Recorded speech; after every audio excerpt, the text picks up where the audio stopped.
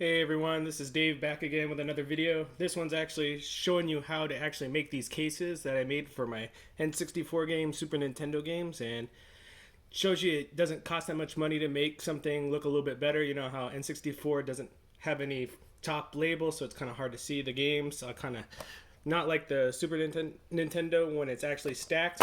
You can actually see with the top label is kind of small in here, but NES did a good job on how they do that. So here's one of them, one of my favorite games here, Chrono Trigger, and how I made the custom case for these. Pretty nice right here if you notice. You can actually do it in a better condition by using gloss paper and better ink. But nowadays it gets kind of costly if you're making lots of them. I do have a lot of video games, so it's kind of hard for me to invest that much money on gloss paper and high priced ink. The good thing is all this stuff is pretty cheap, so I use the legal size paper. I think it's 11 by 18 and a half. Reason why is you need to make it long enough. It's longer than 8 by 10 to print out the paper here. And with these cases is pretty cheap on the pricing. What I do is I get them for about 100 of them for about $65. I think the company name of the company that used to sell these changed from mediashelving.com, and now it gets rerouted to the videostoreshopper.com. You have to call and ask for prices. But with it, these cases are really good because you can actually use them for almost any cartridge based game. If you look at it, even discs can be held in there. It has a position for discs. For the NES, you would have to cut these tabs out or clip these tabs out. The best thing to do is using a Dremel. The kind of clippers are kind of hard. It takes a long time. But like, I don't really like to do it. I just use regular sleeves for the old NES. But with these ones, the Super Nintendos fit in kind of in a sideways format right there. They don't sit perfectly, but you would just, once you close it up, it keeps it in place. And with the N64, you would put it in a horizontal motion like this, and it would slide in there perfectly between these grooves right here, these 4 grooves right here, if you notice.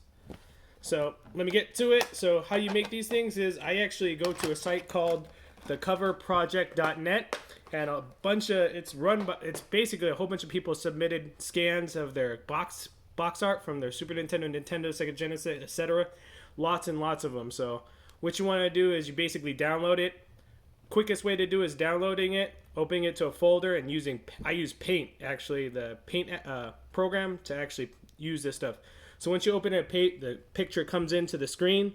When you get to there, you just have to change your print page setup to, I think it's centered, horizontal, and legal paper, the 11 by 18 and a half. Then what you want to do is put it at size 98%. If you go a little bit bigger, it won't fit inside the grooves of these cases right here. So like this one's a plain case. It won't fit inside. The paper won't fit in there perfectly. So 98% I found is like the closest rate you can get it to make it actually look decent on this case here. So what you do is once you finish printing it out, it'll come out on the sheet of paper just like this. So I'm doing the J.R.R. Tolkien's The Lord of the Rings Volume 1.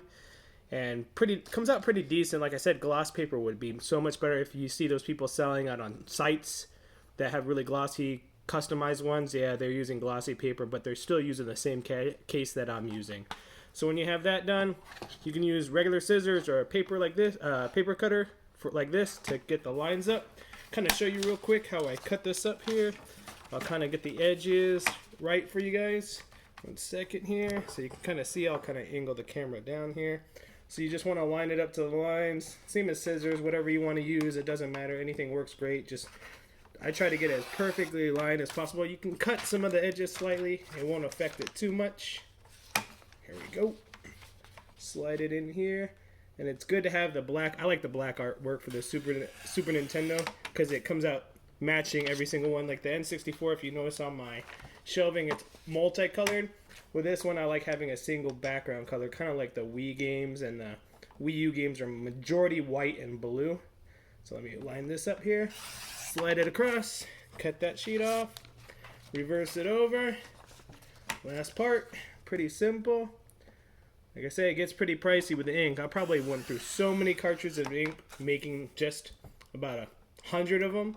But in the end, it makes it look more organized and clean for you. So perfect.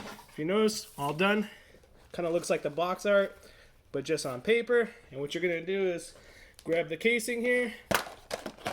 And if you notice right here, It has a thin plastic material that slides in between in and out of this. I have a whole bulk of these, so a lot of extra ones. So every time I get a new game, it already has a case for it. So I preloaded already. So what you want to do is grab this real quick, find out where the front is. So you want the front matching to this side. So thin side to the front. So that's when you open it up, kind of like a book. First you do is open it up here, the slider, and you're gonna slide it into the sheet. If I can get it in there. And I'll kind of show you how it lines up pretty good. Like I said, I gave you the information for the settings so it's easy for you to put in. So basically, boom, it's in there. And all you have to do is crease it over, and you're all set. And it makes it a lot better. I'm not a completionist, truthfully, when it comes to games. I don't really need the manuals or the original boxes, but I do like having these to make it organized and easy to find my games, especially for the, if you look on the shelving here, the N64s. It makes it a lot easier to find a game you want to play. You can tell I'm still working on the bottom here. It'll get there sooner or later, but I hope that helps you out and kind of just basically pop your game in. You can put the manuals, there's space in there for your manuals, but like I said, it just makes it easier to get the room set up there. So came out really nice here.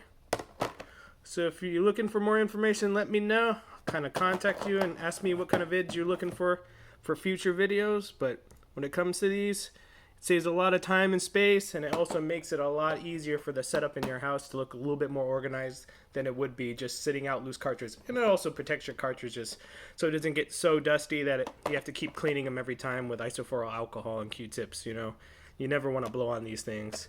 But other than that, thanks for watching, and stay tuned for our next video, and like and subscribe if you enjoy this content. Thank you.